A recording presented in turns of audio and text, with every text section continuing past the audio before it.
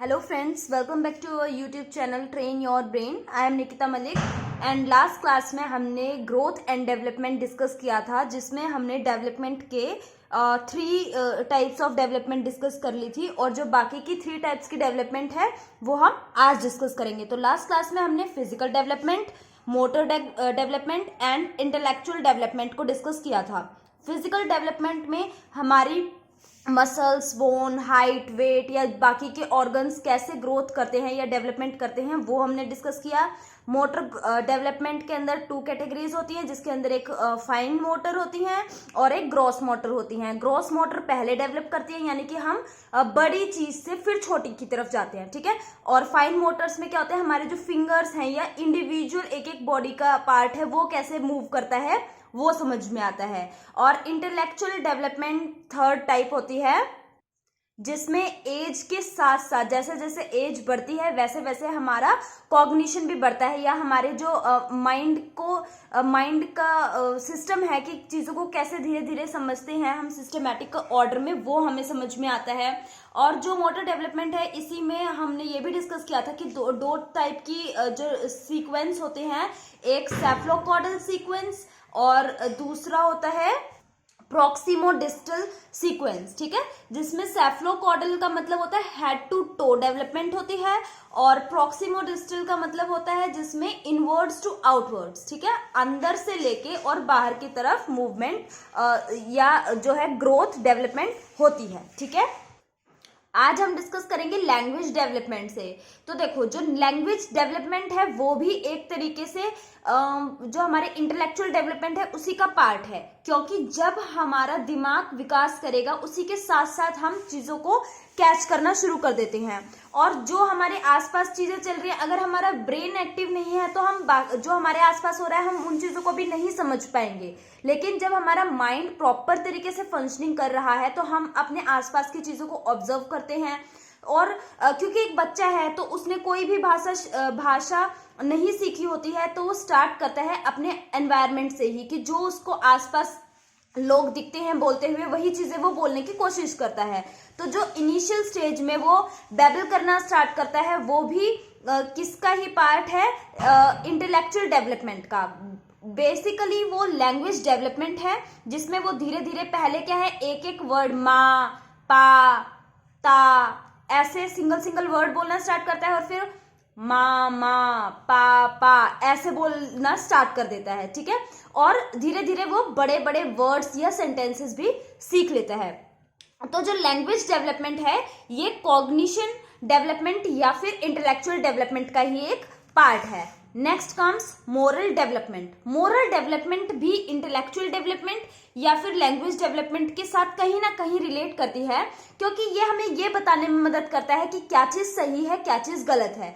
अगर हमने कोई गलती करी और हमें उसके लिए डांट पड़ती है तो हमें समझ में आया कि ये चीज गलत है, और अगर हम ये करेंगे तो हमें हमेशा डांट पड़ेगी, तो हमें ऐसा नहीं करना। लेकिन वहीं जब हम कोई चीज करते हैं और हमें सबकी शाबाशी मिलती है, तारीफ मिलती है, तो हमें समझ में आ जाता है कि हमें इसी तरीके से चलना है। जैसे कि हम एक टेस्ट में अच्छा स्कोर करते हैं तो उससे हमें टीचर्स की या हमारे फ्रेंड्स की अप्रिशिएशन मिलती है, घर पे पेरेंट्स की अप्रिशिएशन मिलती है, तो हमें पता लगता है कि हाँ, गुड मार्क्स गेन करना अच्छी बात है और यही नॉर्म है। तो ये हमारी मोरल डेवलपमेंट बन जाती है। हमारे लिए क्या मोरालिटी है क्या नहीं है वो हमें समझ में आता है, ठीक है। लेकिन जैसे जैसे आप बड़े होते जाते हैं तो जो मोरल डेवलपमेंट है उसके अंदर चेंजेस आने स्टार्ट हो जाते हैं, यानी कि जो सच में सही है। देखो, हर चीज सबके लिए सही नहीं होती है। मान लो आपके पेरेंट्स के लिए एक चीज सही है, दूसरी चीज गलत है, लेकिन अगर हम उसे बाय लॉ के अकॉर्डिंग देखें तो शायद वो चीज गलत हो, है ना। तो ये बड़े होने के बाद जब हम मैच्योर हो जाते हैं तो हमें खुद से समझ में आता है कि क्या चीज गलत है और क्या चीज ठीक है। तो जब एक बड़े आदमी से आप पूछेंगे कि जो कौन सी चीज ठीक है, तो वो कहेगा कि जो लॉ के अकॉर्डिंग काम हो रहा है वो सही है और जो लॉ के अगेंस्ट है वो गलत हो जाएगा। तो जो ये मॉरल डेवलपमेंट है इसमें हम लॉरेंस कोहलबर्ग के बारे में काफी स्टडी करेंगे आने वाले समय में। अब हम देखते हैं सोशल डेवलपमेंट। सोशल डेवलपमेंट यानी कि हमारी सोसाइटी के साथ मिलजुल कर रहा जाए जिसमें, ठीक है। तो हमारे अपने फैमिली के साथ कैसे रिलेशन है, पहले तो हम वहीं रहते हैं। जब एक छोटा बेबी बॉर्न होता है तो वो किससे सीखता है? वो अपने पापा मम्मी से सीखता है, अपने बहन भाई से सीखता है, ज्यादा से ज्यादा उसके ग्रैंड पेरेंट्स होंगे, और अगर जॉइंट फैमिली है तो उसके कजन्स वगैरह भी होंगे जिनको वो देखता है। लेकिन जब वो थोड़ा बड़ा हो जाता है तो वो अपने फ्रेंड्स बनाता है, अड़ोस पड़ोस के जो लोग होते हैं, बच्चे होते हैं, उनके साथ खेलता है, तो वो वहां से सीखता है। फिर वो स्कूल जाना स्टार्ट करता है तो वो वहां से सीखता है। तो वो सोशली कितना एक्टिव है उतना ही ज्यादा बच्चा ग्रो करता है, ठीक है। तो उसके उसके रिलेटिव्स के साथ कैसे रिलेशन है, और जो ये वैल्यू वो उसको मिलती है, ये दो तरीके पे से मिलती है, जैसे कि मैंने आपको बताया। First one is primary socialisation, second one is secondary socialisation. Primary socialisation जहां वो सबसे पहले सीखता है, यानी कि उसके पेरेंट्स के साथ अपने घर पे, ठीक है। लेकिन सेकेंडरी सोशलाइजेशन जब वो अपने घर से बाहर निकलता है, अपने दोस्तों, टीचर या अपने आसपास के लोगों से, और मतलब घर के अलावा बाकी किसी से सीखता है, तो वो सेकेंडरी सोशलाइजेशन हो जाता है। तो हमने प्राइमरी सोशलाइजेशन देख लिया है क्या होता है, और सेकेंडरी सोशलाइजेशन भी अब हमें पता है क्या होता है। अब हम देखते हैं इमोशनल डेवलपमेंट। तो इमोशनल डेवलपमेंट जितना ज्यादा एक आदमी स्ट्रांग होगा, ठीक है, उसके इमोशंस भी उतने ज्यादा स्ट्रांग होंगे। अब जो बच्चे होते हैं उनके इमोशन बहुत ज्यादा फ्लक्चुएट करते हैं। एक छोटा बच्चा है, उसको आपने कोई खिलौना दे दिया, लेकिन अब उसे बोला गया कि ये आपको अपने फ्रेंड के साथ शेयर करना है, तो वो नहीं करेगा, वो रोना स्टार्ट कर देगा, ठीक है। तो जो छोटे बच्चे होते हैं उनके इमोशन एक तो रियल होते हैं बहुत ज्यादा, और बहुत ही स्ट्रांग होते हैं, इंटेंस होते हैं एज कंपेयर टू एडल्ट। वो अगर उसको कोई चीज नहीं पसंद आ रही तो वो रोना स्टार्ट कर देगा, उसे नहीं फर्क पड़ता कि कितने लोग मेरे सामने बैठे हुए हैं। लेकिन अगर कोई बड़ा है तो उसको कोई चीज दूसरे की बुरी लगती है तो वो रोएगा नहीं या गुस्सा नहीं करेगा, ठीक है, वो चुपचाप सहन कर लेगा कि ठीक है मुझे नहीं पसंद आया। कहीं ना कहीं वो अपने रियल इमोशन को कंट्रोल कर सकता है और हाइड कर सकता है, लेकिन बच्चा ऐसा नहीं करता। जो बच्चों के इमोशन होते हैं वो बहुत जल्दी बाहर निकलते हैं, वो अपने इमोशंस को छुपाते नहीं हैं, और दूसरा बहुत कम टाइम के लिए होते हैं। अगर हम उन्हें दूसरी चीजों में लगा देते हैं तो वो भूल जाते हैं कि वो किस चीज के लिए रो रहे थे, जैसे कि आपने बहुत सारे छोटे बच्चों को देखा भी होगा। तो जो इमोशनल डेवलपमेंट है वो ऐसी एबिलिटी है कि आप लोगों को कैसे समझते हैं, देखते हैं, अपने जो उनके मन में है वो कैसे दूसरों तक पहुंचाते हैं, और अपनी फीलिंग्स को कैसे वो छुपाते या दिखाते हैं, और अपनी बातों को वो कैसे मनवाते हैं। वही है इमोशनल डेवलपमेंट कि कितना स्ट्रॉन्ग किसी बच्चे का इमोशन है, ठीक है। तो इसी के साथ आज हमारी डेवलपमेंट का जो 6 टाइप्स ऑफ डेवलपमेंट थी वो कंप्लीट हो गई हैं, और नेक्स्ट क्लास में हम ग्रोथ एंड डेवलपमेंट के बीच में डिफरेंशिएट करेंगे। इसी के साथ साथ जो 2-3 मेन इंपॉर्टेंट बातें हैं हम वो भी डिस्कस कर लेते हैं।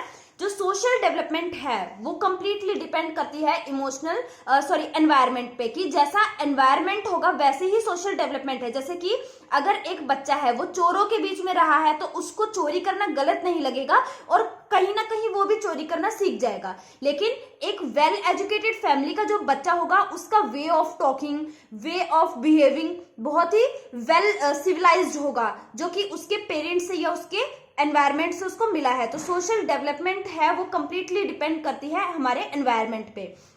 जो इमोशनल डेवलपमेंट होती है वो भी एनवायरनमेंट पे डिपेंड करती है। अगर किसी बच्चे का जो एनवायरनमेंट है वो काफी मतलब खराब रहा है, मान लो उसके मदर फादर का डिवोर्स हुआ है कहीं ना कहीं, तो उस चीज के ऊपर काफी प्रभाव पड़ेगा उस बच्चे के ऊपर उनका, और वो इमोशनली कहीं ना कहीं वीक होगा, उसे नहीं समझ में आएगा कि किस पे ट्रस्ट करना है, किस पे ट्रस्ट नहीं करना। तो इमोशनल डेवलपमेंट भी एनवायरनमेंट से अफेक्टेड होती है। और जो फिजिकल डेवलपमेंट है वो हेरिडिटी या मैचुरेशन पे डिपेंड करती है, यानी कि फिजिकली बच्चा कितना लंबा होगा, या वो सुंदर होगा या कैसा होगा, रंग उसका कैसा होगा, उसकी आईज कैसी होंगी, ज्यादातर उसके पेरेंट्स या ग्रैंड पेरेंट्स के ऊपर डिपेंड करता है, ठीक है। तो वो हेरिडिटी से उसको ज्यादातर मिलती हैं। और जो कॉग्निटिव डेवलपमेंट है उसके ऊपर इफेक्ट रहेगा एनवायरनमेंट का भी और कहीं ना कहीं हेरिडिटी का भी, ठीक है। उसके पेरेंट्स अगर इंटेलिजेंट है तो बच्चे के अंदर जेनेटिकली थोड़ा बहुत उसका कॉग्निशन स्ट्रांग ही होगा। तो कॉग्निटिव डेवलपमेंट यानी कि जो इंटेलिजेंस लेवल होगा बच्चे का वो एनवायरनमेंट के ऊपर डिपेंड करेगा। इसका मतलब क्या है कि अगर एक बच्चा मान लो झुग्गी झोपड़ी में रहा है और उसको एजुकेशन नहीं मिली है, लेकिन मान लो किसी ने उसको एडॉप्ट कर लिया और फिर उसको एक अच्छे स्कूल में डाल दिया, तो कहीं ना कहीं वो उसका जो मेंटल लेवल है बाकी बच्चों से थोड़ा पीछे होगा, पर कहीं ना कहीं वो कॉप अप कर लेगा और उसका कॉग्निशन डेवलपमेंट प्रॉपर हो जाएगा, एनवायरमेंट का इफेक्ट उसके ऊपर पड़ेगा। तो that's all for today, thank you and have a nice day.